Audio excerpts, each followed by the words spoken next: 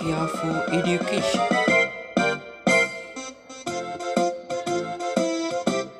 Hi students, முதலாவது கேள்வி, தரம் 11 அடைவு மட்டங்களை பகுப்பாய்வு செய்ய கல்வி திணைக்களம் முடிவு செய்துள்ளது. பின்வருவனவற்றுள் எது தகவலாகவும் தரவாகவும் அமையும்? இதுல பாத்தீங்கன்னா ஒரு குறிப்பிட்ட மாணவனின் ஐசிடி பாடப்புள்ளி, இங்கே எந்தவித முறைவழியாக்கமும் செய்யப்படவில்லை. ஆகவே இது தரவாக மட்டும்தான் இது அமையும். முதலாவது. அடுத்தது பாருங்க, பாடசாலையில் உள்ள ஒவ்வொரு மாணவனினதும் ஐசிடி பாட புள்ளிகள். பாடசாலையில் உள்ள ஒவ்வொரு மாணவனினதும் ஐசிடி பாட புள்ளிகள். இதுவும் தரவாகத்தான் இருக்கும். எந்தவித முறைவழியாக்கமும் செய்யப்படவில்லை.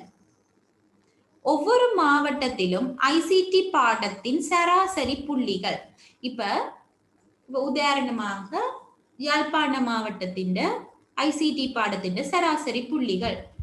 பிறகு ஒவ்வொரு மாவட்டத்திலையும் வேண்டா, பிறகு என்ன நாங்கள் எடுப்போம், கொழும்பு எடுத்தோம்டா அதுல இருக்கிற ஐசிடி பாடத்தின் சராசரி புள்ளிகள். இப்படி நாங்கள் என்ன செய்யறோம், சராசரி புள்ளி காண்றதுக்கே நாங்கள் அதை என்ன செய்வோம், நாங்கள் இங்க ஒரு முறைவழி படுத்தி இருக்கிறோம். அப்ப இது ஒரு தகவலாகவும் வரும். அது மட்டும் இல்லாம நாங்கள் ஒட்டுமொத்தமாக காண போக, ஒட்டுமொத்த நாடளாவிய ரீதியில நாங்கள் பார்க்க போக அது தரவாகவும் வரும். ஏன், நாடளாவிய ஐசிடி பாடத்தின் சராசரி புள்ளி காண போக அது தரவாகவும் வரும். அப்ப இது தரவாகவும் பாவிக்கலாம், தகவலாகவும் பாவிக்கலாம். தரவாகவும் வரும், தகவலாகவும் வரும். நாலாவது பாத்தீங்கன்னா மாகாண மட்டத்தில் ஐசிடி பாடத்தின் சராசரி புள்ளிகள். சரியா? அப்ப இது தகவலா மட்டும்தான் கூடுதலாக வரும். ஏனென்றா இங்க ஒரு மாகாணத்தை தான் நாங்கள் எடுத்திருக்கிறோம். அப்ப இது தகவலா வரும். ஒவ்வொரு மாவட்டத்திலும் ஐசிடி பாடத்தின் சராசரி புள்ளியா இருந்தா அது இங்க சராசரி புள்ளி என்றபடியா தகவலாகவும் வரும். அந்த மாவட்டத்திற்குரிய ஒவ்வொரு மாவட்டத்திலையும் எடுத்தபடியா எல்லா மாவட்டத்தில இருக்கிற ஐசிடி பாடத்தின் சராசரிய புள்ளிய நாங்கள் பயன்படுத்தி நாங்கள் நாடளாவிய ரீதியான சராசரிய புள்ளியை கணிக்கக்கூடிய மாதிரி இருக்கும். அப்ப அது தரவாகவும் பயன்படுத்தப்படும். அப்ப எங்களுக்கு விட என்னன்னா மூன்றாவது. முதலாவதுக்கு மூன்றாவது விட. இரண்டாவது பாருங்க, பண்பு சார் தரவுக்கு உதாரணமாக அமைவது. குமார் வீட்டிலிருந்து பாடசாலைக்கான தூரம், சுதாவின் நிறை 42 கிலோகிராம். இதுல பாருங்க, மாலாவின் குடை கருப்பு நிறமானது. இதுதான் எங்களுக்கு பண்பு சார் தரவுகளுக்கு உதாரணம். இது ஒரு பண்பு, கருப்பு நிறம்.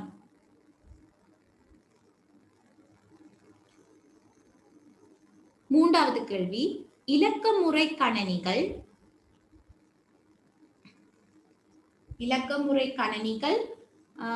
இது ஒத்திசைவு கணினிகள் என்று வரும். டிஜிட்டல் கம்ப்யூட்டர், அனலாக் கம்ப்யூட்டர், ஒத்திசைவு கணினிகள், கலப்பு கணினிகள் என கணினிகளை எந்த அடிப்படையில் வகைப்படுத்தலாம் என்று கேட்டிருக்கீங்கள.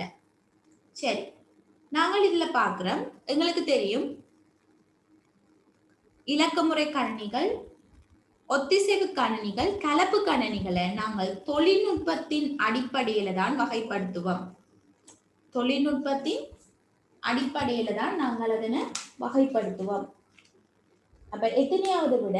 எங்களுக்கு நாலாவது விட.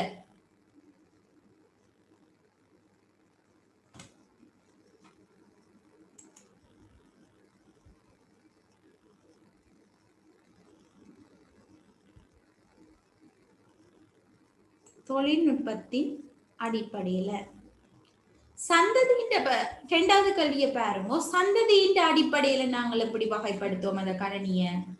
முதலாம் தலைமுறை கணினி, இரண்டாம் தலைமுறை கணினி, மூன்றாம் தலைமுறை கணினி, நாலாம் தலைமுறை கணினி, இப்ப 5ஆம் தலைமுறை கணினியும் வந்துட்டுது.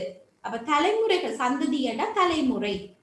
தலைமுறைகளின் அடிப்படையில நாங்கள் முதலாம் தலைமுறை, இரண்டாம் தலைமுறை, மூன்றாம் தலைமுறை, நான்காம் தலைமுறை கணினி, அஞ்சாம் தலைமுறை கணினி என வகைப்படுத்துவோம். இது மட்டும் இல்ல, கணினிகளை வந்து அவைன்ற அளவுக்கு ஏற்ப வகைப்படுத்தலாம். கணினிகளை அவைன்ற அளவுக்கு ஏற்ப வகைப்படுத்திக்க முதலாவது பார்க்கும் சூப்பர் கம்ப்யூட்டர்ஸ், மீ கணினி. இரண்டாவது பார்க்கிறோம் மெயின் ஃப்ரேம் கம்ப்யூட்டர்ஸ், பெருமுக கணினிகள். மூன்றாவது சிறு கணினிகள், மினி கம்ப்யூட்டர்ஸ் என்று பார்ப்போம். பிறகு நாலாவது வந்து மைக்ரோ கம்ப்யூட்டர்ஸ் அல்லது பர்சனல் கம்ப்யூட்டர்ஸ், நுண் கணினிகள் அல்லது சிறு கணினிகள், தனியார் கணினிகள் என்று நாங்கள் அதை சொல்லுவோம். இப்ப இவ்வாறு நாங்கள் இந்த கணினிகளை வந்து என்ன செய்கிறோம், பயன்படுத்துறோம். நான்காவது கேள்வி, மூன்றாம் தலைமுறை கணினியில் பயன்படுத்திய தொழில்நுட்பம். மூன்றாம் தலைமுறை கணினியில் பயன்படுத்திய தொழில்நுட்பம். இதுல பாத்தீங்கன்னா மூன்றாம் தலைமுறை கணினியில் பயன்படுத்திய தொழில்நுட்பத்துக்கு முதலாம் தலைமுறை கணினியில நாங்கள் என்னத்தை பாவிச்சினாங்க, வெற்றிட குழாய். இரண்டாம் தலைமுறை கணினியில டிரான்சிஸ்டர். மூன்றாம் தலைமுறை கணினியில ஒருங்கிணைந்த சுற்றுக்கள், இணைந்த சுற்று, ஐசி, இன்டிகிரேட்டட் சர்க்கிட்ஸ் என்று சொல்லுவாங்க. நான்காம் தலைமுறை கணினியில தான் நுண்முறை வழியாக்கி. அப்ப மூன்றாம் தலைமுறை கணினிய இணைந்த சுற்று, ஒருங்கிணைந்த சுற்று.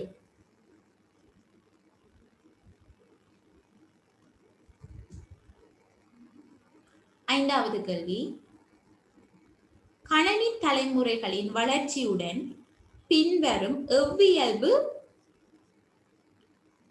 குறைவடைந்து செல்கின்றது? கணினி தலைமுறை வளர்ச்சி அடைய எங்களுக்கு வந்து நாங்கள் அளவை எடுத்தோம்னா, அந்த சைஸ் எடுத்தோம்னா அது வந்து உண்மையாகவே குறைந்துதான் செல்கின்றது. ஆனா வேகம் எப்படி செல்லுது, அதிகரிச்சு கொண்டு போகும். தலைமுறை கூட கூட அந்த வேகம் அதிகரிச்சு கொண்டு செல்லுது. கெப்பாசிட்டி, கொள்ளளவு, அது தேக்கி வைக்கிற அளவும் என்ன செய்யுது, அதிகரிச்சு. இப்ப நாங்கள் கொள்ளளவுண்டா முதலாவது வந்து இடக்கொள்ளளவு வந்து குறைஞ்சு கொண்டு போகுது. ஆனா அந்த தேக்கி வைக்கிற தன்மை வந்து கூடிக்கொண்டு போகுது.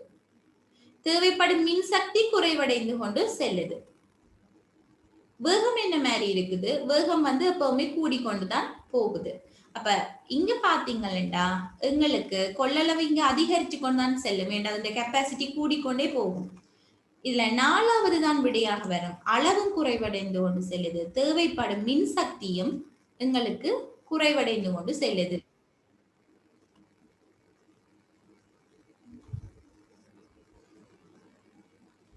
அடுத்த கேள்வி, நுண் செயலிகள், மைக்ரோ ப்ரோசஸர் தற்கால கணினிகளில் பாவிக்கப்படுகின்றன. இவை எத்தனையாம் தலைமுறை கணினிகள் ஆகும்? இப்ப எங்களுக்கு தெரியும், முதலாம் தலைமுறை கணினி வெற்றிட குழாய், இரண்டாம் தலைமுறை கணினி டிரான்சிஸ்டர், மூன்றாம் தலைமுறை கணினி ஒருங்கிணைந்த சுற்றுக்கள், நுண் செயலிகள் வந்து நான்காம் தலைமுறை கணினிக்கு வேற. அளவின் அடிப்படையில் கணினியை பாகுபடுத்தும் போது சரியாக அமைவது பின்வருவற்றில் எக்குழுவில் அமைந்துள்ளது? அளவின் சைஸின் அடிப்படையில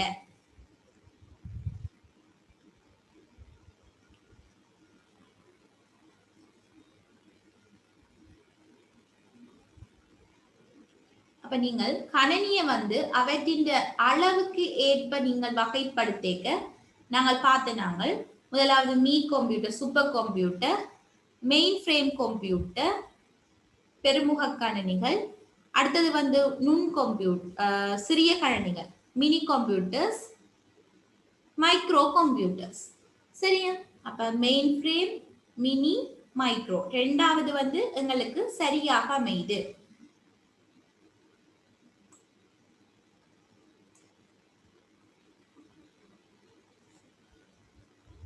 ஒன்பதாவது கேள்வி, ஒளியியல் ஊடக சாதனத்தில் உள்ளடங்குவது எது? ஒளியியல் ஊடக சாதனத்தில் உள்ளடங்குவது இதுல பாத்தீங்கன்னா வன்வட்டு. இத வந்து நாங்க சொல்லுவோம் காந்த இயல்பு. சரிதானே? காந்தம் இதுக்கு பயன்படுத்தப்படுறது. ட்ரம், இங்க ப்ளூரே டிஸ்க் தான், சிடி டிவிடி ப்ளூரே டிஸ்க், இதுதான் ஒளியியல் ஊடக சாதனங்களுக்கு உதாரணங்கள். காந்த ஊடக சாதனங்களுக்கு உதாரணமாகத்தான் வன்வட்டு, நெகிழ்வட்டு, இந்த ரெம் எல்லாம் வரும். இப்ப ஒளியியல் ஊடக சாதனங்களுக்கு உதாரணமாக சிடி, டிவிடி, ப்ளூரே டிஸ்க்.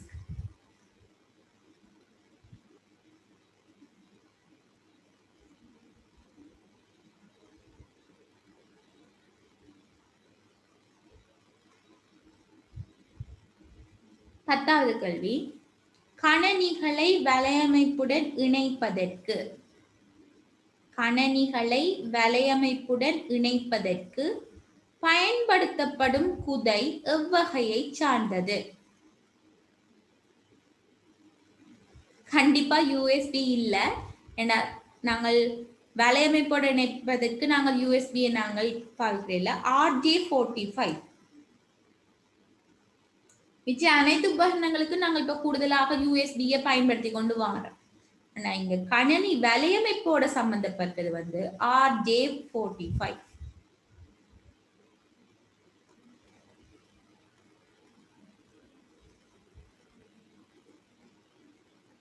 அடுத்த கேள்வி, உள்ளீட்டு சாதனங்கள் பற்றிய கூட்டை கதட்டா. ஏ பாப்பம், பட்டை குறிமுறை வாசிப்பான் கருவியை பயன்படுத்துவதால் வெளியீட்டின் வினைத்திறன் அதிகரிக்கும். இந்த பட்டை குறிமுறை வாசிப்பான் கருவியை பயன்படுத்துவதோடைய வெளியீட்டின் வினைத்திறன் கட்டாயம் அதிகரிக்கும். ஏன்? நாங்கள் வந்து மேனுவலா என்ன செய்ய தேவையில்லை, டைப் பண்ண தேவையில்லை. எங்களுக்கு அந்த பொருள் நாங்கள் அதுல பட்டைக்குறி வாசிப்பான் கருவியை பயன்படுத்தினா எங்களுக்கு ஈஸியா வந்து என்ன செய்யும், எங்களுக்கு அவுட்புட் கிடைக்கும். எங்களுக்கு அந்த விலையில இருந்து சகலதும் கிடைக்கும். அப்ப அதுல இருந்து எங்களோட வெளியீட்டின் வினைத்திறன் எங்களுக்கு அதிகரிக்கும் என்றது சரியான கூற்று. அப்ப ஏ வந்து சரி. அப்ப ஏ வந்து சரி. பாப்போம் என்ன விட வரும். தடப்பந்து, ட்ராக் போல், ஒளிப்பேனா சுட்டும் கருவிகள் ஆகும். சரி. தொடுபட்டை டச் பேட் எனும் கருவி உள்ளீட்டு வெளியீட்டு கருவியாகும். டச் ஸ்கிரீன் என்றால் அது வந்து உள்ளீட்டு கருவியாகவும் வரும், வெளியீட்டு கருவியாகவும் வரும். டச் ஸ்கிரீன் என்றால் உள்ளீட்டு கருவியாகவும் வரும், வெளியீட்டு கருவியாகவும் வரும். உதாரணம் எங்கட டச் ஸ்கிரீன் என்னத்துல இருக்கு, போன்ல இருக்கு, சில மடிக்கணினிகள்லயும் இருக்கு, ஐபேட். அப்ப சோ அதுகள்ல இருக்கு. அப்ப நீங்க தொடுபட்டை டச் பேட் வந்து நார்மலான கம்ப்யூட்டர்லயே டச் பேட் இருக்கு, அது வந்து உள்ளீட்டு கருவியாகத்தான் வரும், வெளியீட்டு கருவியாக வராது. அப்ப சி என்றது பிழை. அப்ப ஏயும் பியும் தான் சரி, ஏ பி மட்டும்.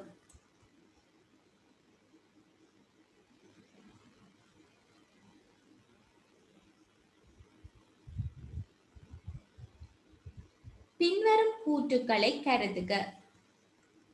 ப்ளூரே டிஸ்க் ஓர் ஒளியியல் தேக்க சாதனம். அப்ப ஏ வந்து சரி. ஹார்ட் டிஸ்க் ஒரு பிரதான நினைவகம் ஆகும். ஹார்ட் டிஸ்க் தான் எங்களோட கம்ப்யூட்டர்ல ஹார்ட் டிஸ்க் ஒரு பிரதான நினைவகம் இல்ல. பிரதான நினைவகம் என்றது என்ன? ரெம்மும் மெயின் மெமரிக்கு உதாரணமாக எங்களுக்கு வந்து ரெம்மும் ரொம்மும் தான் வரும்.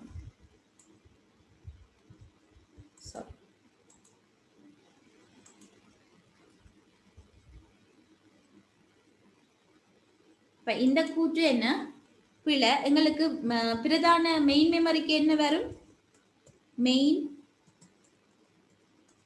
மெமரிக்கு உதாரணமா என்ன வரும்டா ரெம் ரொம். இப்ப இதோடய நான் ஒரு விஷயத்த சொல்லி கொண்டு போறேன். ரெம் வந்து அழிதகு நினைவகம், சரிதானே? இந்த மெயின் மெமரிக்கு உதாரணம் பிரதான நினைவகத்துக்கு உதாரணமாக அமைவது வந்து ரெம்மும் ரொம்மும். ரெம் வந்து அழிதகு நினைவகம், அதாவது கணனியை ஒன் பண்ணில இருந்து சேமிக்கிற வேலைகளை நீங்கள் கணனியை ஆஃப் பண்ணினோன்னா அதெல்லாம் அழிஞ்சு போயிடும். ரெம் ROM வந்து அது அழியாது. கணினியின் அடிப்படை நீங்கள் கணினியை வந்து சுவிட்ச் ஆன் பண்றதுல இருந்து அதை எப்படி பூட் பண்றது, அது எல்லா ப்ரொசீஜரும் எங்களுக்கு எதுல ரைட் பண்ணப்பட்டிருக்குன்னா ரொம்மில தான் காணப்படுது. அப்ப அது வந்து அழியாது. அப்ப மெயின் மெமரிக்கு உதாரணம் ரம்மும் ரொம்மும். அடுத்தது சி கூட்ட பார்ப்போம். டிவிடி தேக்க சாதனத்திலும் சிடியின் கொள்ளளவு அதிகமாகும். உங்களுக்கு பாத்தீங்கன்னா எங்களுக்கு வந்து சிடி வந்து 650 சிடின்ற கொள்ளளவு எவ்வளவு வரும்டா, அப்ப சிடி வந்து 650 தொடக்கம் 700 தான் வரும். சிடி வந்து எவ்வளவு வரும்?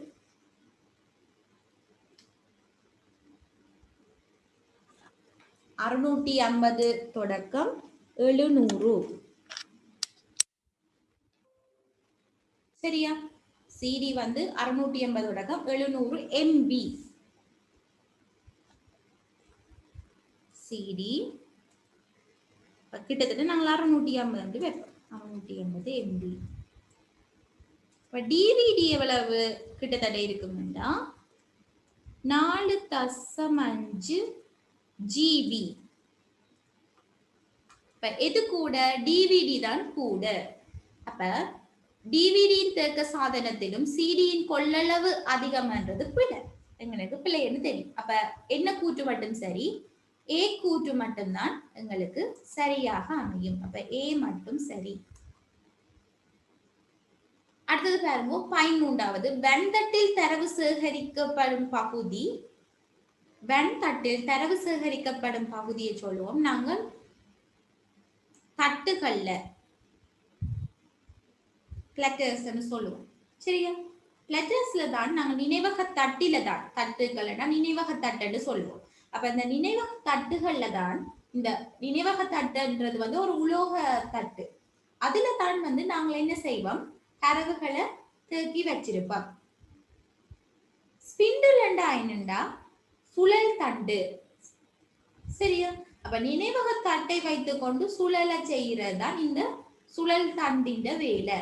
பின்வருவனவற்றுள் கணனி முறைமை ஒன்றின் உள்ளீட்டு கருவியாக தொழிற்பட முடியாதது எது? பின்வருவனவற்றுள் கணனி முறைமை ஒன்றின் உள்ளீட்டு கருவி அல்லாதது. தெரியும், சுட்டி வந்து ஒரு உள்ளீட்டு கருவி, விசைப்பலகை ஒரு உள்ளீட்டு கருவி, விசைப்பலகை அல்லது சாவி பலகை என்று சொல்லுவோம் நாங்கள் கீபோர்ட. அச்சுப்பொறி என்றது பிரிண்டர், அது ஒரு வெளியீட்டு கருவி. சரிதானே? அப்ப வண்ணகல்களை பெற்றுக்கொள்ளக்கூடிய ஒரு வெளியீட்டு கருவிதான் இந்த அச்சுப்பொறி. அடுத்தது பாருங்க வருடி. வருடி என்றா என்னண்டா ஸ்கேனர். வருடி என்றா என்ன? ஸ்கேனர். அப்ப அதுவும் ஒரு என்ன? உள்ளீட்டு கருவி. வருடி என்ன? ஸ்கேனர், அது ஒரு உள்ளீட்டு கருவி. இப்ப உங்களுக்கு விட வந்து 14வது 3வது.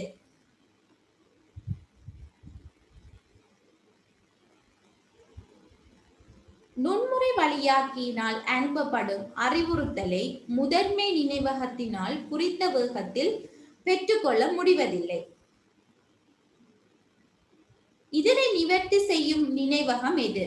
நாங்கள் வந்து இப்ப கம்ப்யூட்டர் ஸ்பீடை கூட்டுறதுக்கு, அதன் வேகத்தை கூட்டுறதுக்கு என்னத்தை நாங்கள் பயன்படுத்துவோம். அதை வந்து அதுவும் நாங்கள் தேக்க சாதனத்துல தான் வரும். ஆனா உண்மையாகவே நாங்கள் அது வந்து என்னத்துக்காக நாங்கள் அதை யூஸ் பண்றோம்னா, நாங்கள் அந்த கணனீட கதையை கூட்டுறதுக்காக யூஸ் பண்ணுவோம். அதுக்கு கேஷ் மெமரி, கேஷ் மெமரி பதுக்கு நினைவகம். இதுல ரிஜிஸ்டர் மெமரி வந்தாலும் அதுவும் சரியாகத்தான் இருக்கும். ரெஜிஸ்டர் மெமரியும் வந்து எங்களோட கம்ப்யூட்டர் ஸ்பீடை கூட்டுறதுக்காகத்தான் நாங்கள் என்ன செய்வோம், அதனை பயன்படுத்துவோம். தற்கால கணனிகளில் மைய முறைவழி அலகுகளின் வேகம் அளக்கப்படும் அலகு பின்வருவனவற்றுள் எது? தற்கால கணனிகளில் மைய முறைவழி அலகுகளின் வேகம் அளக்கப்படும் அலகு பின்வருவனவற்றுள் எது? மைய முறைவழி அலகுகள வேகம் வந்து ஹெர்ட்ஸ்ல தான் அளக்குற சர்வதேச அலகு வந்து ஹெர்ட்ஸ். ஆனா அதிന്റെ வரிசை எப்படி இருக்குமெண்டா ஜிகா ஹெர்ட்ஸ்ல இருக்கும். வரிசை எப்படி இருக்குமெண்டா ஜிகா ஹெர்ட்ஸ்ல இருக்கும். ஜிகா ஹெர்ட்ஸ் சர்வதேச அலகுண்டா ஹெர்ட்ஸ், அதிന്റെ வரிசை வந்து தற்கால கணினிகளின் மையமுறை வழி அலகின் வேகம் அளக்கப்படும் அலகு வந்து இப்ப ஜிகாஹெர்ட்ஸ். பின்வரும் சாதனங்களை கருதுக. டச் பேட் இருக்கு. ஏ வந்து touch pad, B light pen, OMR optical mark reader, D touch screen. மேற்குறித்தவற்றில் சுட்டும் சாதனங்கள் எது? சுற்ற சாதனங்கள் வந்து ஏ சரி, டச் பேட் சரி, லைட் பென் சரி. ஆப்டிக்கல் மார்க் ரீடர் அந்த ஆன்சர்களை திருத்துறதன் optical mark reader. Touch screen வந்து நாங்கள் அதுல வந்து என்ன செய்யலாம், தொடவும் பயன்படுத்தலாம். அப்ப எங்களுக்கு சரியானது ஏசிடி.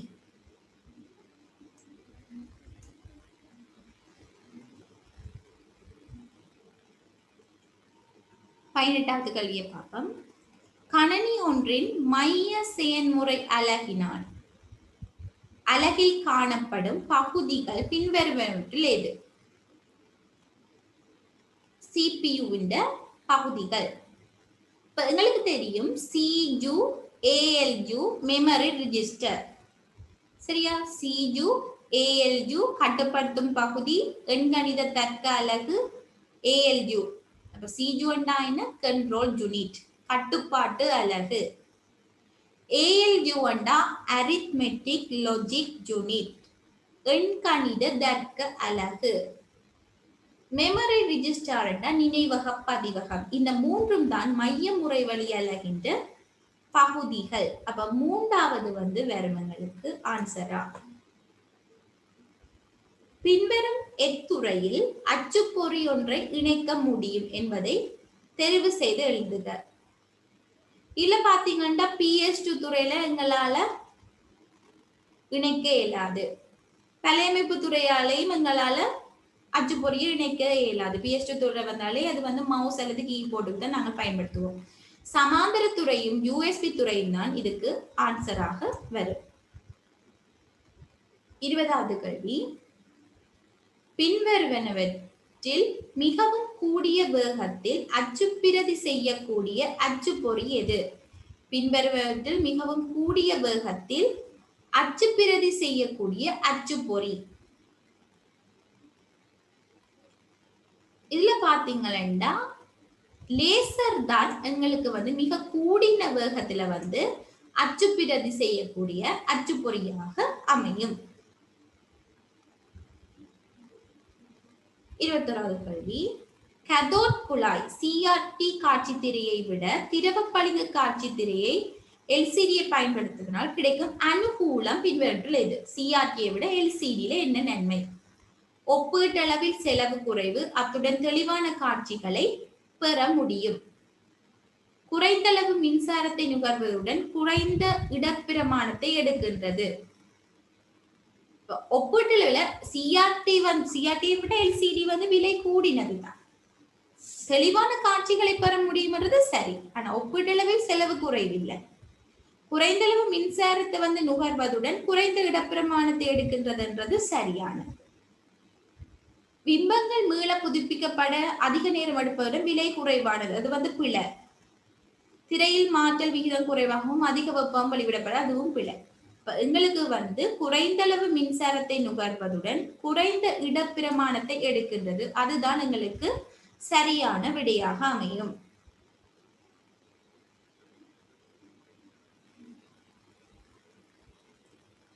பின்வருவனவற்றில் எது ஒளியியல் சேமிப்பு கூறு ஆகும்?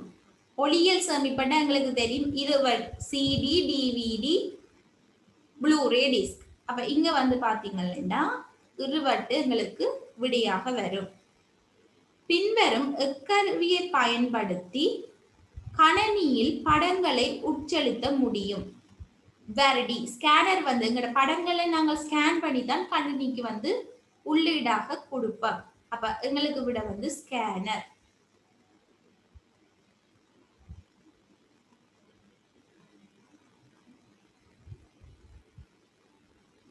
இத்துடன் எங்களுடைய கிளாஸ் நிறைவு செய்வோம். நன்றி. Dear students, தொடர்ந்தும் கியாஃபோ எடியூகேஷன் மூலமாக நடாத்தப்படும் வகுப்புகளில் கலந்து கொள்ள இந்த சேனலை சப்ஸ்கிரைப் பண்ணுங்கள், பெல் பட்டனை கிளிக் பண்ணுங்கள்.